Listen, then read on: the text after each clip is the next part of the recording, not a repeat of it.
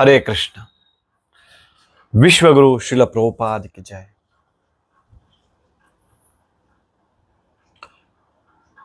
ಭಗವದ್ಗೀತಾ ಯಥಾರೂಪ ಅಧ್ಯಾಯ 1 ಕುರುಕ್ಷೇತ್ರ ರಣರಂಗದಲ್ಲಿ ಸೇವಾನುಲೋಕನ. ಶ್ಲೋಕ 30.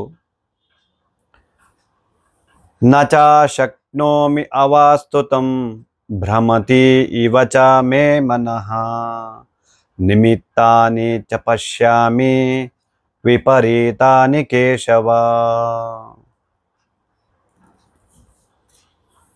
ಪದ ಅರ್ಥ.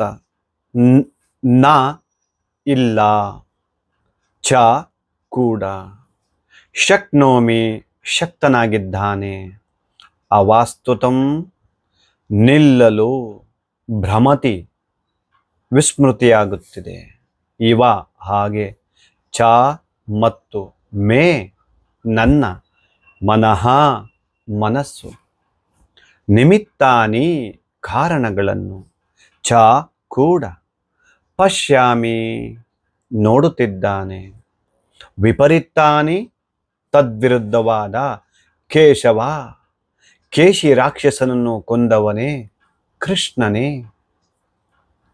ಅನುವಾದ: ಹೇ ಕೃಷ್ಣ, ಕೇಶಿ ರಾಕ್ಷಸನ ಸಂಹಾರಕನೇ, ಇಲ್ಲಿ ನಿಲ್ಲುವುದಕ್ಕೂ ನನಗೆ ಆಗುತ್ತಿಲ್ಲ. ನನ್ನನ್ನೇ ನಾನು ಮರೆಯುತ್ತಿದ್ದೇನೆ, ನನ್ನ ಮನಸ್ಸು ಸುತ್ತುತ್ತಿದೆ, ಅಶುಭ ಸೂಚಕ ಶಕುನಗಳೇ ಕಾಣುತ್ತಿವೆ. ತಾಳ್ಮೆಗೆಟ್ಟದ್ದರಿಂದ, ಭಾವಾರ್ಥ ಶ್ರೀಲ ಪ್ರಭುಪಾದ್, ತಾಳ್ಮೆಗೆಟ್ಟದ್ದರಿಂದ ಅರ್ಜುನನಿಗೆ ರಣಭೂಮಿಯಲ್ಲಿ ನಿಲ್ಲುವುದಕ್ಕೂ ಸಾಧ್ಯವಾಗಲಿಲ್ಲ. ಮನಸ್ಸಿನ ಈ ದೌರ್ಬಲ್ಯದಿಂದಾಗಿ ಆತನು ತನ್ನನ್ನೇ ಮರೆಯುತ್ತಿದ್ದಾನೆ. ಲೌಕಿಕ ವಿಷಯಗಳಲ್ಲಿ ಅತಿಯಾದ ಮೋಹವು ಮನುಷ್ಯನನ್ನು ಇಂತಹ ದಿಗ್ಭ್ರಾಂತ ಸ್ಥಿತಿಗೆ ತರುತ್ತದೆ. ಭಯಂ ದ್ವಿತೀಯಾಭಿ ನಿವೇಶತಃ ಸ್ಯಾತ್. ಭಾಗವತದಲ್ಲಿ ಹೇಳುತ್ತದೆ, ಲೌಕಿಕ ಆಗುಹೋಗುಗಳಿಂದ ಅತಿಯಾಗಿ ಪ್ರಕ್ಷುಬ್ಧಗೊಳ್ಳುವರಲ್ಲಿ ಇಂತಹ ಭಯ ಮತ್ತು ಮನಸ್ಸಿನ ಸಮತೋಲನದ ನಷ್ಟಗಳು ಕಾಣಿಸಿಕೊಳ್ಳುತ್ತವೆ. ಅರ್ಜುನನು ರಣಭೂಮಿಯಲ್ಲಿ ನೋವನ್ನು ಉಂಟು ಮಾಡುವ ಸೋಲುಗಳೇ ಬರುವುದೆಂದು ಗಮನಿಸಿದ.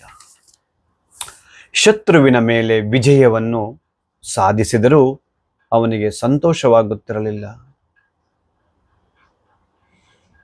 ನಿಮಿತ್ತಾನಿ ವಿಪರೀತಾನಿ ಎನ್ನುವ ಮಾತುಗಳು ಮುಖ್ಯವಾದವು. ಒಬ್ಬ ಮನುಷ್ಯನು ತನ್ನ ನಿರೀಕ್ಷೆಗಳೆಲ್ಲವುಗಳಲ್ಲಿ ಸೋಲನ್ನು ಮಾತ್ರ ಕಂಡಾಗ ಆತ ನಾನೇಕೆ ಇಲ್ಲಿದ್ದೇನೆ ಎಂದು ಯೋಚಿಸುತ್ತಾನೆ. ಪ್ರತಿಯೊಬ್ಬನಿಗೂ ತನ್ನ ವಿಷಯದಲ್ಲಿ, ತನ್ನ ಯೋಗಕ್ಷೇಮದಲ್ಲಿ ಆಸಕ್ತಿ. ಯಾರಿಗೂ ಪರಮಾತ್ಮನಲ್ಲಿ ಆಸಕ್ತಿ ಇಲ್ಲ.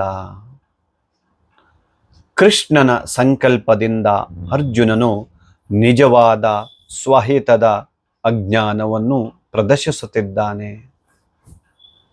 ಯಾರದೇ ಹಿತವಾದರೂ ಇರುವುದು ವಿಷ್ಣುವಿನಲ್ಲಿ ಅಥವಾ ಕೃಷ್ಣನಲ್ಲಿ. ಬದ್ಧಾತ್ಮನು ಇದನ್ನು ಮರೆಯುತ್ತಾನೆ.